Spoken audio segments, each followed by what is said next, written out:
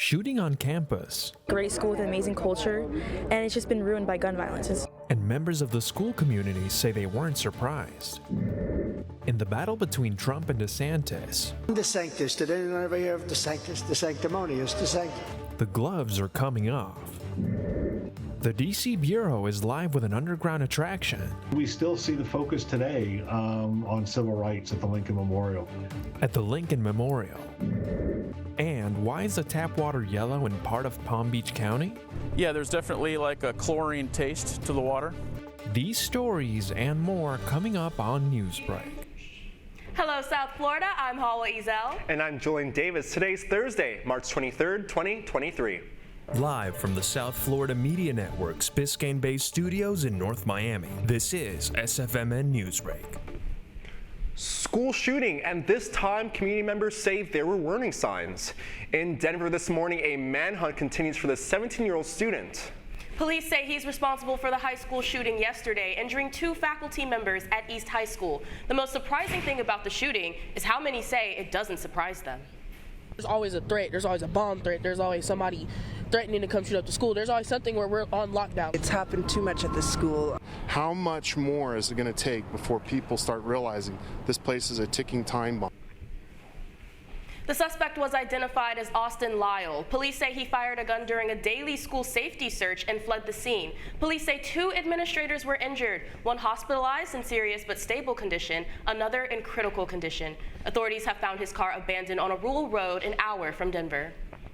As he weighs a potential run for the Republican presidential nomination, Florida's governor is doing something many of his GOP rivals would never even consider. As CNN's Brian Todd reports, Ron DeSantis is taking jabs at former President Trump. Florida's governor now taking stronger but still subtle swipes at Donald Trump. Ron DeSantis, in an interview with Piers Morgan for his talk show that streams on Fox Nation, had some fun with Trump's nicknames for him. Ron DeSantis, did anyone ever hear of DeSantis? The sanctimonious DeSantis.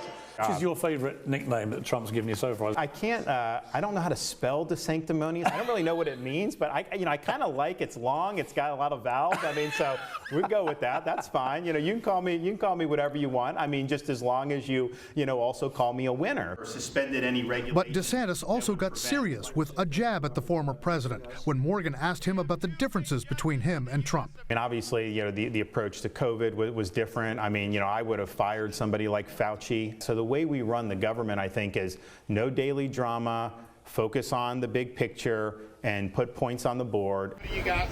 Analysts say the potential presidential candidate's framing of himself as a leader who'd have less drama in an administration and as a winner seems to be a recent calculation to go after Trump in an understated way. It does seem that there's been an evolution this week where in this interview you're seeing him come out harder. He's especially going after Trump's character.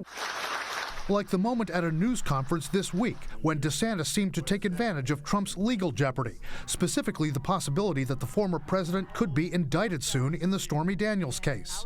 DeSantis attacked the prosecutor investigating Trump, saying he's pursuing a political agenda and weaponizing his office, but also said, I don't know what goes into paying hush money to a porn star to secure silence over some type of alleged affair. I can't speak to that. Donald Trump, not about to let DeSantis' remarks this week go unanswered, posted today on his platform Truth Social, Ron DeSanctimonious is not working for the people of Florida as he should be. He is too busy chatting with a ratings-challenged TV host from England. How risky is it for DeSantis to attack Trump?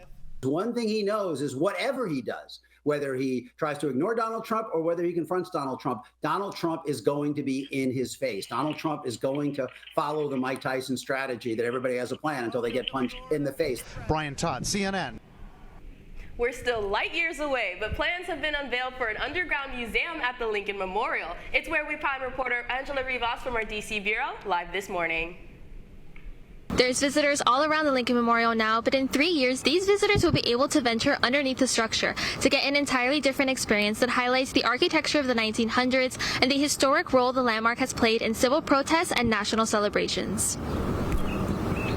This new visitor center will allow patrons to go to the Undercroft, a large open area underground that stands 30 feet above ground level, where the concrete foundations of the memorial are located. People will learn more about the construction methods they used in the 1900s and the historic moments that have taken place in front of the monument, such as Martin Luther King's I Have a Dream speech and several demonstrations and gatherings over the decades, including Black Lives Matter and the Women's March. National Park Service spokesperson Mike Litteris explained that while the 15,000 square foot exhibit space will start construction this month, it has been in the works since the 1960s. And we still see the focus today on civil rights at the Lincoln Memorial. If you look back to the Black Lives Matter protests just a few years ago, the Women's March.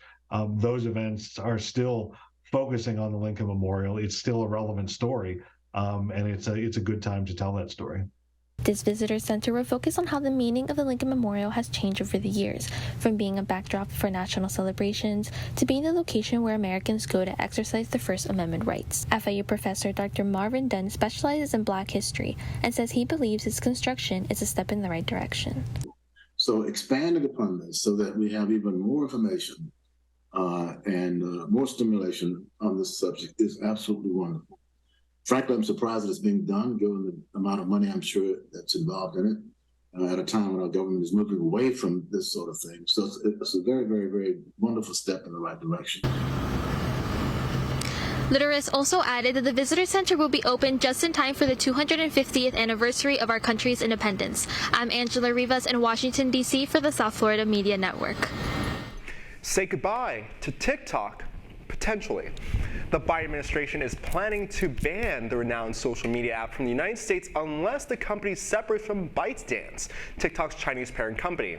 The White House believes ByteDance is posing security concerns to users of TikTok. Shou Chew, TikTok CEO, is set to testify before Congress to protect the app for Americans. This weekend will be the opening ceremonies for Washington, D.C.'s annual Cherry Blossom Parade. As D.C. Bureau Nicole Ardila tells us, celebrations actually began earlier this week. During peak cherry blossom season, locals and tourists come together in the nation's capital to enjoy explosions of pink and white and celebrate the National Cherry Blossom Festival, one of the biggest cultural festivals in the country. The cherry blossoms, a gift from Japan in 1912, have now reached stage 5 of 6 of their blooming process. DC's longtime tradition calls for cherry blossom-themed sculptures and decor all over the city, public transportation, and even porches. The Japan Information and Culture Center is one of the several places in D.C. honoring the history of the blossoms with Japanese artwork and haiku poetry created by students. Cherry blossom season is a great example of Japan-U.S. Relations, Japan-U.S. friendship, and what we wanted here in the Culture Center is just to bring it more into the community, and that's why we reached out to all of these schools. Arctic House recently launched their seasonal exhibition that gives people like Gemma Lagarde, a tourist from the UK, an interactive experience with springtime artwork. This is our first time, so yeah, just trying to take as much of it in as we can. We'd heard lots of things about the festival, so we thought something like this was a really good opportunity to kind of see it in a different way. People can also try seasonal edition food and drinks, including cherry blossom flavored ice cream, coffee, and tea, to name just a few. But for other tourists, just seeing the blooming cherry blossom trees that are unique in DC are what they most look forward to during this time of the year. It's beautiful. It's gorgeous. And the trees are just, everywhere, and it seems to put everybody in such a good mood. Yeah. And everybody's happy and excited and taking pictures. The festival will host its opening ceremony on March 25th, along with several other activities throughout the month, and will finish off with a grand parade ahead of its official end on April 16. Reporting from Washington, D.C., I'm Nicole Ardila for the South Florida Media Network. The Heat try hosting a rival and trying to move up in the standings. That's still ahead, and so is this story. We still have yellow water. It seems to be getting worse recently as well. A part of Palm Beach County dealing with something strange in the water. Newsbreak will be back in 2 minutes. Severe weather can strike anytime, anywhere, but there's a simple way to stay safe. Hey, Jim Cantore here. I stay safe in dangerous weather by planning ahead. You can stay safe too with a few easy steps. Build an inexpensive kit with supplies for your family's needs. Write down important information like phone numbers and medications. Always talk with your family, and remember any pets in your planning. Be ready, be safe, Start your plan today at ready.gov/plan.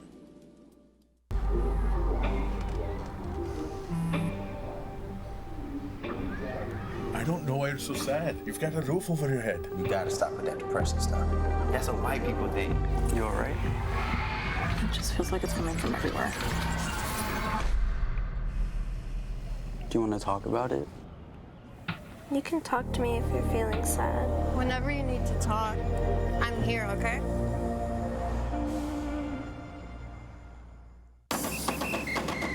If you're buzzed and doing this,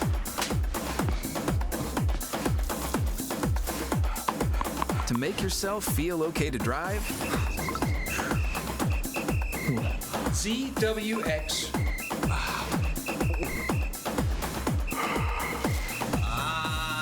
you're not okay to drive. YGKLVW. Regular you.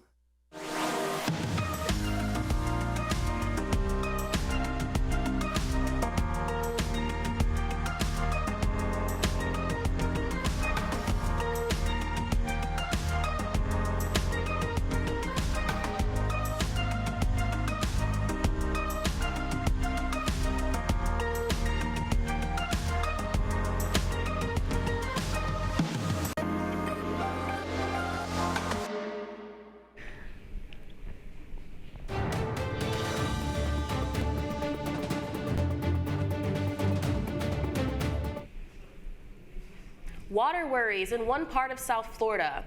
Residents in the Palm Beach County community of Lantana are concerned this morning. Not only does it taste like chlorine, but they say the water is coming out of the tap yellow.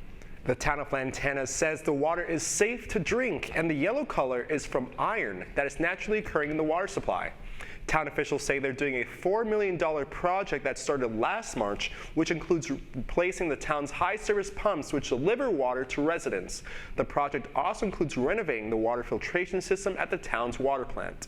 We need water, and we need safe water. Yeah, there's definitely like a chlorine taste to the water, and so that's not something you want. The work is expected to take another year and a half. The Heat find 2 in a row with a statement win over Julius Randle and the New York Knicks. Miami and New York remains close throughout the outing, with the Heat holding a 3-point lead at the end of the first half. As 6 of Miami's players scored 10 or more points, the Knicks could not find a way to break through the Heat. The final score was Heat 127, Knicks 120. Miami looks to keep their winning streak intact when they face the Brooklyn Nets at home on March 25th. You're watching SFMN Newsbreak, and we're coming right back.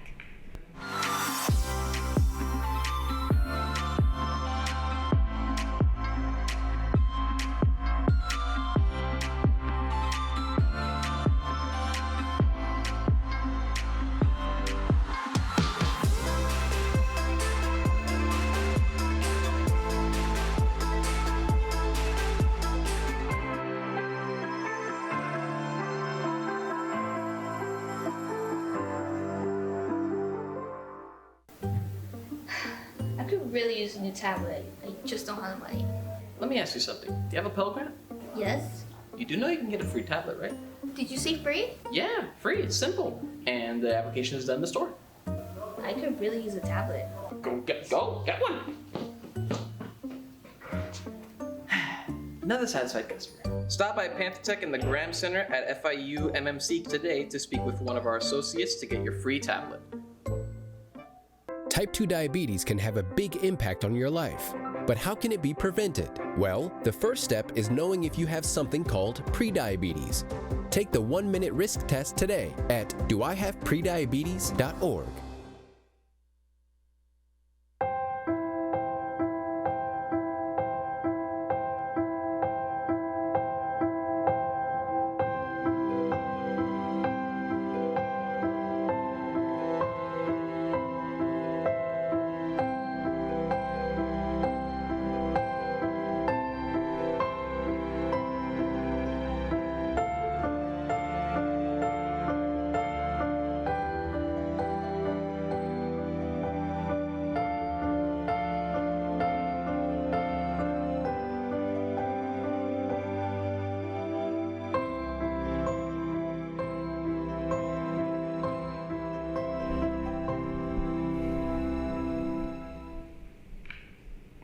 Unfortunately, that's all the time we have for Newsbreak. I'm Julian Davis. I'm Halwa Ezel. Get more news anytime at sfmn.fiu.edu.